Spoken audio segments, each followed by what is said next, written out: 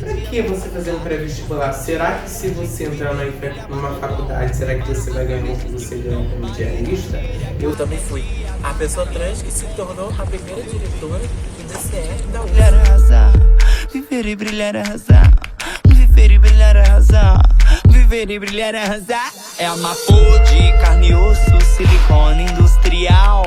Navalha na boca, calcinha de fio dental.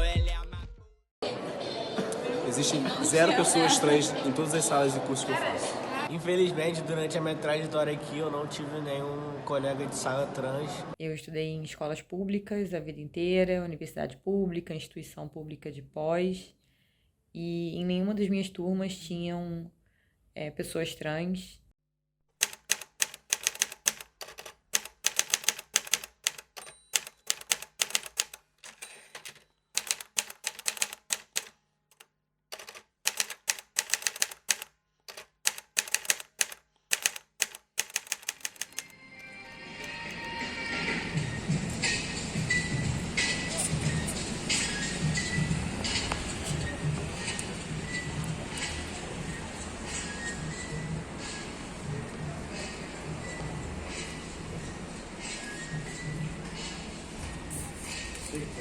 Meu nome é Gisela Torquato, tenho 35 anos, sou nascida e criada no interior do Rio de Janeiro, numa cidade chamada Porciúncula. Já tem 12 anos que eu moro no Rio de Janeiro, vim pra cá a trabalho, a crescer, a estudar, a fazer faculdade. Só que a faculdade ela ficou por último, por motivos de diversos tipos de etapas que eu tive que conquistar na minha vida e aceitar fazer faculdade por motivo de muitas coisas que passaram no meu princípio, meu meio e fim dos estudos. Eu sou diarista, acordo todo dia às 6 horas da manhã, me arrumo, me apronto para poder estar nas casas trabalhando e saio no máximo 5h30, 6 horas para estar no projeto Enem para preparar para poder entrar numa universidade. Na realidade, nesse tempo todo de preparar Enem, a gente tem que ser organizado de maneira voluntária. Todos os professores são voluntários, a gente tem uma rede de colaboradores, né, tanto para doação financeira como para doação de alimento, roupas. E nós temos também aí o Prepara Enem, que se desdobrou para a Casa Enem. Então a questão de moradia também das pessoas foi pensada e resolvida. Mas nesse tempo todo de Prepara Enem, os desafios foram manter as pessoas interessadas em aprender e estarem no Prepara Enem. O coletivo começou com 15, 20 alunos e foi diminuindo assim por motivos diversos, né? Por motivos dos próprios alunos não conseguirem se adaptar à sala de aula, que é um ambiente totalmente agressivo para os alunos, né, por conta de experiências passadas, e foi diminuindo também por conta da falta de infraestrutura, infelizmente, e tanto por isso a gente mudou para cá, Preocupação Benjamin Filho, até que se reduziu para uma aluna, que é a nossa Gisela, né, que está com a gente até hoje. A gente continua o coletivo por conta dela, porque a gente acredita que realmente vale a pena continuar, não só por ela, mas também porque a gente tem esse impulso de querer colocar pessoas trans, travestis, LGBTQIA+, dentro da faculdade, dentro da universidade, e ocupar esses espaços mesmo que são pouquíssimo ocupados, não só pela falta de políticas afirmativas, mas também pela falta das próprias pessoas que ocupam e por falta de uma força maior que consiga fazer isso. Eu acredito que o Prepara surge nesse intuito, né? Surge também disso, de querer que essa inserção exista independente da quantidade de alunos que exista.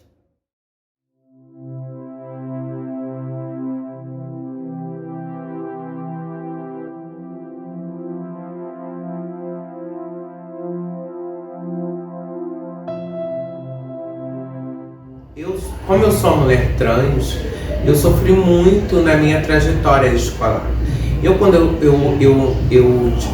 eu comecei a estudar, eu achava que estudar era obrigação, porque eu nunca tive pai e mãe me comunicando e sabendo diferenciar o que é estudo na minha vida, porque minha mãe só sabia trabalhar e meu pai também sabia trabalhar. E eu me lembro que na terceira série eu tive uma professora E existia um caderno chamado caderno de caligrafia. E esse caderno ele tinha que moldar a letra do estudante. E quando eu fiz uma letra, comecei a escrever o nome de meu pai, o nome de minha mãe, o nome dos meus avós. Essa professora, ela estava sentada, entendeu? E esperando a gente escrever os nomes, até que um coleguinha do lado, onde eu estudava, ele virou e falou assim: nossa, ele tem letra de mulher. Ah, meu amor, aí foi pano pra manga. Aí a professora levantou, olhou o meu caderno de caligrafia e me elogiou e falou que a minha letra era bonita. Eu achei que iria ficar por isso mesmo, não ficou por isso mesmo. Ela desceu e naquela época, pobre não tinha telefone fixo em casa. Meu pai trabalhava numa empresa de couro. E ela ligou para uma empresa de couro e comunicou que meu pai fosse à escola urgente. Meu pai, quando eu vi meu pai na porta da escola, eu falei, alguma coisa tá acontecendo. E eu montei na garupa da bicicleta do meu pai super calado, entendeu? Eu entrei dentro de casa, meu pai pegou uma vara chamada cipó caboclo, que esse cipó ele enverga, mas não quebra, para quem entende. E ele virou e pegou o meu caderno de caligrafia e praticamente ele chegou em mim e falou assim, isso aqui é letra de homem. E ali eu apanhei. Desde a terceira série que eu sempre queria terminar o ensino médio. Porque eu não queria mais estudar, eu achava que tinha que ser uma obrigação ter. Quando eu completei na quinta série, que eu já estava com meus 12 anos e que eu tinha saído de casa, eu queria sair da escola. Mas a minha mãe, o sonho dela era que eu terminasse o segundo grau. Então, praticamente eu estudei por obrigação. Eu não estudei por amor, por ter passado por isso que eu passei na minha terceira série.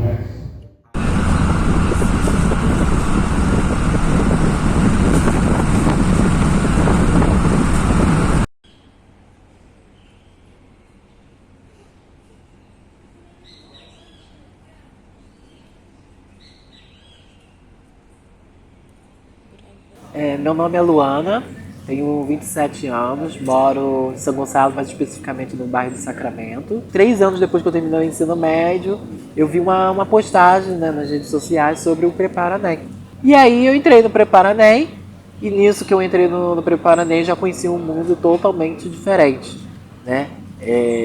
A primeira coisa que eu já notei, né, os professores, gente, é totalmente diferente, é um ambiente totalmente, vamos dizer assim, não diria mais amigável, né? Especialmente para as pessoas trans, né? Lembrando que muitas pessoas trans não terminam nem o ensino fundamental, né? Então era muito... E também os professores traziam questões do nosso cotidiano, principalmente de literatura, até mesmo física, né? Vamos dizer, alguma coisa que as pessoas trans viam no seu dia a dia e trazia para a sala de aula, e aí tinha essa conexão, né, dentro das salas de aula. Então, assim, era prazeroso aprender ali nas salas do Prepara-NEM. E o Prepara-NEM me trouxe uma visão também de cidadã.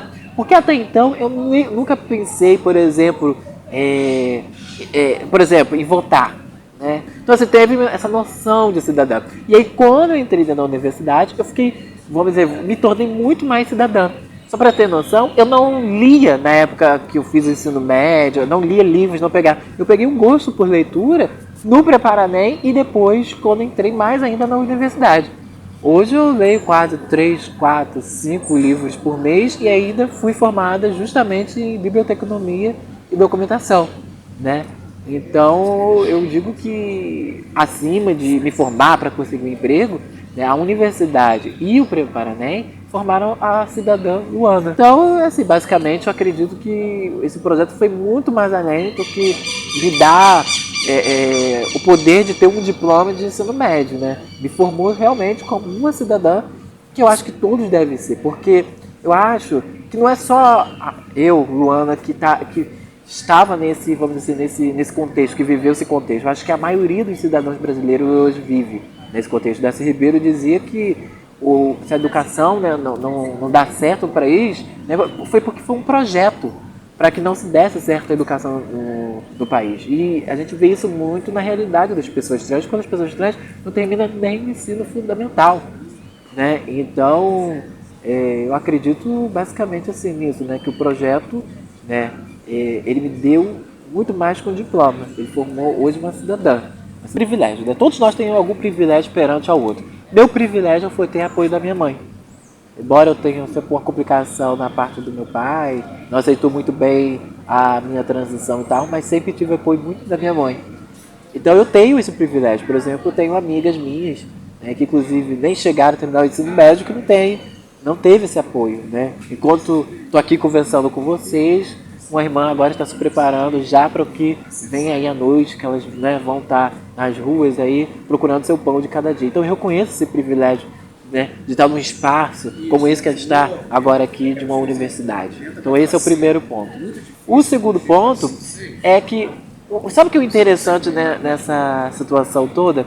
É que eu não só fui mais uma pessoa trans a entrar na universidade. Eu também fui a pessoa trans que se tornou a primeira diretora do DCE da UF. DCE, apesar de sempre ter estudantes bastante progressistas, nunca teve uma pessoa trans como diretora do DCE. E eu consegui naquele momento, né, através do... Né, eu estava composta ali no coletivo do Reinventar, né, aqui dentro da UF, e eu consegui entrar nesse espaço. Que a troca afetiva é extremamente importante e imperativa para esse novo método de ensino, que, como uma das nossas professoras sempre fala também, a Alexia, ela diz isso muito, assim, ela fala, cara, a gente precisa ter um novo método de ensino para pessoas trans e travestis que abarque o afeto, porque a sala de aula para trans e travestis não é um local de afeto, é um local de rechaço, e é onde elas não podem ser elas mesmas, eles não podem ser eles mesmos também. E existe essa preocupação total com os alunos, sempre pensando neles e sempre pensando até mesmo na nossa própria psicologia mesmo dentro da sala de aula, de ser um ser de afeto, né? De carregar esse afeto dentro do ensino. E por fim, precisamos de mais transgênero nas universidades para que possamos ocupar todos os lugares e para que esses lugares também sejam transformados. O Preparanem também, ele é um momento transformador, porque ele inclui, e é muito importante que essas pessoas que não são pensadas para estarem nas universidades ocupem, para que as universidades se tornem cada vez mais diversas, para que sejam realmente um lugar de saber inclusivo, e um lugar de saber transformador da sociedade para uma nova sociedade, uma sociedade que inclua todas as pessoas, toda a diversidade, todas as pessoas que nunca foram pensadas a estar nesse lugar. Porque essas pessoas também produzem saber, e esse saber precisa estar nesse lugar da universidade para que possa se espalhar e para que possa ser um agente transformador para todos. Só assim a gente vai poder fazer com que esses espaços sejam inclusivos e acolhedores. E eu vi aquele povo tudo trabalhando, estudando, tudo trabalhando, correndo atrás. E eu me imaginava ali, como eles, porque era um lugar onde não tinha discriminação, que não tinha nada. E a maioria do povo que estava ali era um povo que tinha estudo, de faculdade, de produção cultural. E eu não tinha isso. E a minha vontade é de trabalhar nessa área chamada produção cultural, porque eu me via sentada ali. Então, dali começou a minha vontade de entrar na universidade e de trabalhar como, entendeu, produtora cultural. Que esse é um sonho que entrou na minha vida através dali, 12 anos atrás, e é que eu tô aqui para obter esse sonho. Você tá focada? Focada, produção cultural. Vamos ver o que vai dar. Mal amado, menino malvado, muito cuidado, má influência, péssima aparência, menino indecente, viado. A placa de censura no meu rosto diz: não recomendado à sociedade. A tarja de conforto no meu corpo diz: não recomendado à sociedade. A placa de censura no meu rosto diz: não recomendado à sociedade. A tarja de